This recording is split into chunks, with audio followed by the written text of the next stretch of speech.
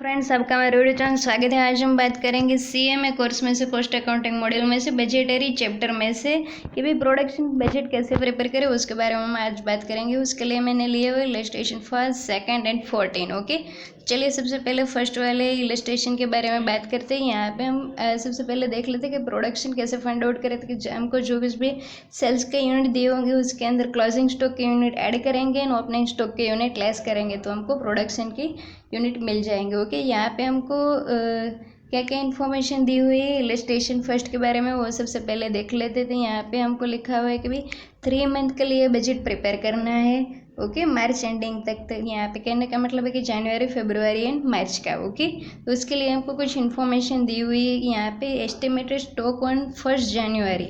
Okay, उसके बाद में सेल्स के यूनिट दी हुई है जनवरी से मार्च तक के एंड डिज़ायर क्लोजिंग स्टॉक की भी इंफॉर्मेशन दी हुई है कि भाई 31 मार्च। ओके, तो यहाँ पे क्लोजिंग स्टॉक है, ओपनिंग स्टॉक है एंड सेल्स के यूनिट है। ओके, तो हमने आपको बताया था कि भाई सेल्स के यूनिट्स है उसको सबसे पहले लिख देते हैं, उसके अंदर यहाँ पे जो कुछ भी क्लोजिंग स्टॉक दिया हुआ है वो ऐड कर देते हैं एंड उसमें से ये हमारे पास ओपनिंग स्टॉक है लेस कर देंगे तो हमको क्या मिल जाएगा, प्रोडक्शन के यूनिट। तो हम इस प्रकार से प्रोडक्शन बजट प्रिपेयर कर सकते हैं फॉर द 3 मंथ। ओके, चलिए लिस्ट नंबर 2 क्या कहता है वो देख लेते हैं। यहाँ पे हमको क्वेश्चन में क्या इन्फॉर्मेशन दी हुई कि भाई प्रोडक्शन एंड प्रोडक्शन कॉस्ट के बारे में इन्फॉर्मेशन दी हुई है एट द 31 दिसंबर। ओके, कि यहाँ पे लिखा हुआ है कि भाई प्रोडक्शन यूनिट कितने हुए हैं, प्रोडक्ट एक्स के एंड प्रोडक्ट वाई के, ये पूरे साल के प्रोडक्शन यूनिट है। इसके आगे हमको क्या इन्फॉर्मेशन दी है कि भाई डायरेक्ट मटेरियल की पर यूनिट क्या वैल्यू है, डायरेक्ट वेजेस की पर यूनिट कितनी वैल्यू है, उसके बारे में इन्फॉर्मेशन लिखी हुई है। ओके, ये फर्स्ट वाली इन्फॉर्मेशन है डायरेक्ट मटेरियल की है, सेकंड वाली है डायरेक्ट वेजेस की है। ओके, इन लास्ट में क्या इन्फॉर्मेशन दी हुई है, ये फिगर्स दिए हुई है। ये किसके है कि भाई हमको फैक्ट्री ओवरहेड के बारे में इन्फॉर्मेशन दी हुई है। ये पूरे साल का फैक्ट्री ओवरहेड है, ये प्रोडक्ट एक्स का है यानी प्रोडक्ट वाई का है। ओके, चलिए अब हमको इसके आगे क्या इन्फॉर्मेशन दी हुई है, प्रोडक्ट एक्स एंड वाई के कितने यूनिट सेल हुए हैं, नंबर ऑफ यूनिट्स जनवरी से जुलाई तक के यूनिट दी हुई प्रोडक्ट एक्स एंड वाई के। ओके, चलिए इसके आगे भी कुछ एक्स्ट्रा इन्फॉर्मेशन में लिखा है कि भी there will be no working progress at the end of any month. Okay, यहाँ पे वर्किंग प्रोग्रेस नहीं है, उसके अंदर कोई कुछ भी यूनिट्स नहीं है। एंड दूसरे वाले पॉइंट में क्या लिखा है कि भाई finish unit will be in stock at the end of each month. तो इसका कहने का क्या मतलब है कि हमको क्लोजिंग स्टॉक के बारे में कुछ इन्फॉर्मेशन दी हुई कि भाई is equal to half the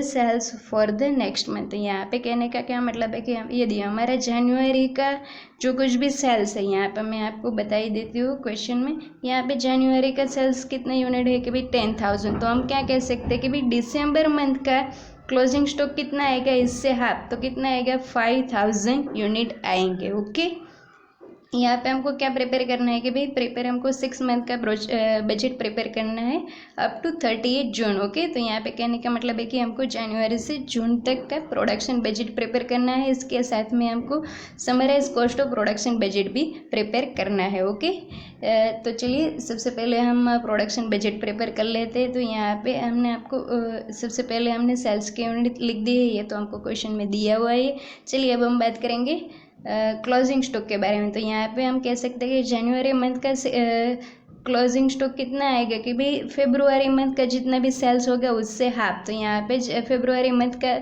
sales के यूनिट है 12,000, उसके हाफ कर देंगे तो कितना आएंगे 6,000 यूनिट। ओके, चलिए अब हम ओपनिंग स्टॉक की बात करेंगे। तो यहाँ पे हमारे पास जितना भी दिसंबर मंथ का क्लोजिंग स्टॉक रहेगा वही हमारा जनवरी मंथ का ओपनिंग स्टॉक बनेगा। ओके, तो यहाँ पे दिसंबर मंथ का क्लोजिंग स्टॉक कितना आएगा कि भाई जनवरी मंथ के सेल्स से हाफ, तो 10,000 से हाफ, तो हम कह सकते हैं 5,000 आएगा, वो 5,000 यहाँ पे पुट कर देंगे। ओके, तो यहाँ पे भी वही प्रोसेस हम फॉलो करेंगे कि भाई सेल्स इसके अंदर ऐड कर दिया है क्लोजिंग स्टॉक एंड लेस कर दिया है ओपनिंग स्टॉक, तो हमको क्या मिल जाएगा कि भाई प्रोडक्शन के यूनिट मिल जाएंगे। ओके, जिस तरह से हमने जनवरी मंथ में किया इसी प्रकार से आप February and March, April and May and June के लिए भी आप उसी प्रकार से फाइंड आउट करें। ये हमने प्रोडक्ट एक्स के लिए फाइंड आउट किया था, तो यहाँ पे लास्ट में हमने जो कुछ भी प्रोडक्शन के यूनिट आए हैं उसको ऐड कर दिया है, तो हमको प्रोडक्ट एक्स के 6 मंथ के लिए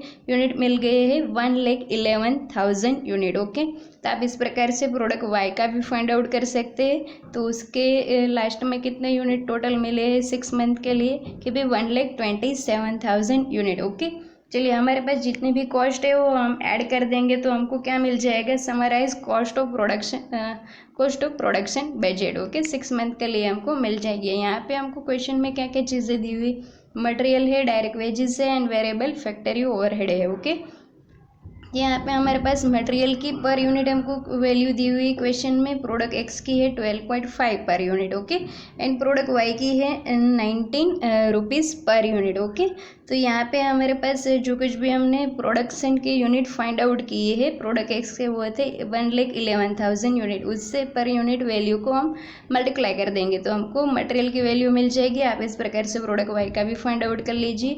डायरेक्ट वेजेस की पर यूनिट वैल्यू है 4.5 एंड यहाँ पे प्रोडक्ट वाई के लिए है 7 रुपीज़। ओके, तो इसको भी यूनिट से मल्टीप्लाई कर दीजिए तो आपको डायरेक्ट वेजेस की भी अमाउंट मिल जाएगी।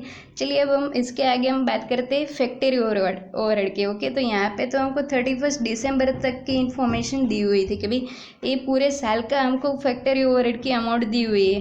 ओके, तो हम कह सकते हैं हमको क्वेश्चन में टोटल यूनिट भी दिए हुए थे, ये भी हमको पूरे साल के दिए हुए थे प्रोडक्शन के यूनिट के भी 2,20,000 यूनिट। ओके, तो ये यहाँ पे हमको पूरे साल का फैक्ट्री ओवरहेड दिया हुआ था 6,60,000।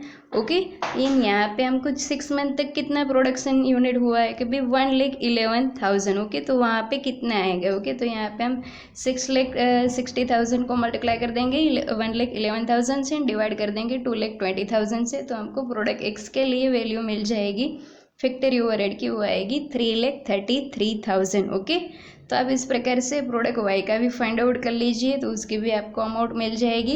एंड ये तीनों कॉस्ट का टोटल करेंगे तो हमको समराइज कॉस्ट ऑफ प्रोडक्शन की वैल्यू मिल जाएगी। ओके, तो इस प्रकार से हमने इलस्ट्रेशन नंबर 2 सॉल्व कर लिया है। चलिए अब हम बात करते हैं इलस्ट्रेशन नंबर 14 के बारे में।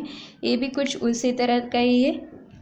यहाँ पर हमको क्वेश्चन में क्या क्या चीज़ें दी कि सेल्स प्राइस पर यूनिट उसकी वैल्यू दी हुई है, मटेरियल की है, वेजेस की है, इसकी भी पर यूनिट वैल्यू दी हुई है, टोटल वर्क ओवरहेड की इन्फॉर्मेशन है, टोटल मार्केटिंग ओवरहेड की इन्फॉर्मेशन है। यहाँ पे भी हमको नंबर ऑफ सेल्स के यूनिट दी हुई है कि भाई जनवरी से दिसंबर तक, यहाँ पे जून तक ये फिगर दी हुई है, यानी इसके आगे हमको लिखा है कि भाई जुलाई से जनवरी तक इतने यूनिट्स सेल हुए हैं। ओके, प्रोडक्ट ए के लिए, प्रोडक्ट बी के लिए। ओके, चलिए इसके साथ में एक्स्ट्रा इन्फॉर्मेशन क्या लिखी हुई है जैसे हमको सेकंड वाले इलस्ट्रेशन में दिया हुआ था उसी प्रकार का है कि भाई there will be no working progress and finish unit will be kept in stock. इसका मतलब है कि क्लोजिंग स्टॉक ये कितना है कि भाई नेक्स्ट मंथ के सेल्स से हाफ है। ओके, तो चलिए यहाँ पे भी हमको क्या क्या चीज़ें फाइंड आउट करनी है, प्रोडक्शन बजट तो फाइंड आउट करना ही, इसके साथ में हमको समराइज P&L अकाउंट प्रिपेयर करना है। लास्ट में हमने केवल summarize cost of production budget ही प्रिपेयर किया था, यहाँ पे हमको क्या फाइंड आउट करना है कि भाई P&L अकाउंट फाइंड आउट करना है। ओके, तो चलिए सबसे पहले प्रोडक्शन बजट बना लेते हैं। तो यहाँ पे हमने सबसे पहले सेल्स के यूनिट लिख दिए हैं। चलिए अब हम क्लोजिंग स्टॉक की बात करें तो यहाँ पे जनवरी का क्लोजिंग स्टॉक कैसा आएगा कि फरवरी मंथ के सेल्स से हाफ, तो 28 का हाफ करेंगे तो हमको 14 यूनिट्स मिल जाएंगे। ओके, चलिए अब हम ओपनिंग स्टॉक की बात करते हैं तो हमारे पास दिसंबर मंथ का जो कुछ भी क्लोजिंग स्टॉक आया होगा तो वही हमारा जनवरी मंथ का ओपनिंग स्टॉक बनेगा। ओके, तो यहाँ पे दिसंबर मंथ का क्लोजिंग स्टॉक कैसे आएगा कि जनवरी मंथ के सेल्स से हाफ, तो कितने आएंगे 28 है तो उसके हाफ करेंगे तो हमको 14 मिल जाएगा। ओके, तो आप इस प्रकार से प्रोडक्ट ए का एंड प्रोडक्ट बी का फाइंड आउट कर लीजिए लास्ट तक प्रोडक्शन के यूनिट। ओके, तो यहाँ पे हमको प्रोडक्ट ए की यूनिट मिल गई है प्रोडक्शन के 235 एंड प्रोडक्ट बी के मिले हैं 231 एंड सेल्स के यूनिट प्रोडक्ट बी के मिले हैं 226 एंड प्रोडक्ट ए के मिले हुए 40। चलिए यहाँ पे हम सबसे पहले summarize cost production cost budget prepare कर लेते हैं, जिससे हमको per unit cost production cost के पर यूनिट मिलेगी वैल्यू। ओके, जो हमको समराइज P&L अकाउंट प्रिपेयर करने के लिए काम लगेगा। ओके, तो यहाँ पे हमारे पास मटेरियल की पर यूनिट वैल्यू है, उसको हम हमारे पास जो कुछ भी प्रोड्यूस किए हुए उस यूनिट से हम मल्टीप्लाई कर देते हैं, तो हमको डायरेक्ट मटेरियल की वैल्यू मिल जाएगी प्रोडक्ट A एंड B के लिए। इस प्रकार से डायरेक्ट लेबर की भी वैल्यू मिल जाएगी। ओके, वर्क ओवरहेड की अमाउंट तो हमको दी हुई है।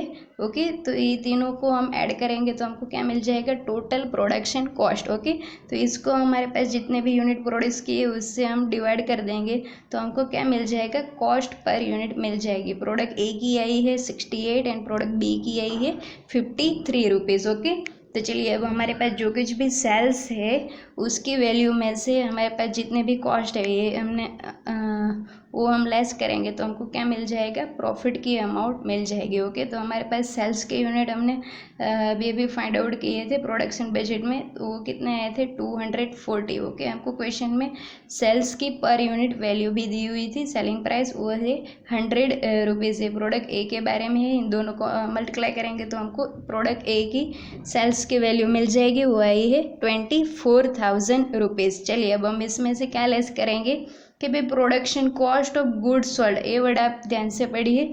यहाँ पे हमको प्रोडक्शन कॉस्ट नहीं लिखनी है, पर production cost of goods sold की वैल्यू लिखनी है। तो ये इसका क्या, यहाँ पे कहने का क्या मतलब है कि जितने भी यूनिट सेल हुए हैं उसको हम मल्टीप्लाई करेंगे प्रोडक्शन कॉस्ट की पर यूनिट वैल्यू के साथ। ओके, यहाँ पे जितने हमने प्रोड्यूस यूनिट किए हुए उससे हम मल्टीप्लाई नहीं करेंगे। ओके, जितने यूनिट सेल हुए हैं कि भाई 240 यूनिट सेल हुए हैं, ओके, तो उससे प्रोडक्शन कॉस्ट की वैल्यू से मल्टीप्लाई करेंगे। ओके, तो आप एंड इसके आगे हम मार्केटिंग ओवरहेड की भी वैल्यू हमको क्वेश्चन में दी हुई 1200। ओके, तो यहाँ पे सेल्स में से दोनों कॉस्ट लेस कर देंगे तो हमको क्या मिल जाएगा, प्रॉफिट का फिगर मिल जाएगा। आप इस प्रकार से प्रोडक्शन बी का भी फाइंड आउट कर लीजिए। ओके, तो आप इस प्रकार से इलस्ट्रेशन फर्स्ट, सेकेंड एंड 14 की हेल्प से प्रोडक्शन बजट कैसे प्रिपेयर करें, समराइज प्रोडक्शन कॉस्ट के बजट कैसे प्रिपेयर करें and summarize production P&L account कैसे प्रिपेयर करें,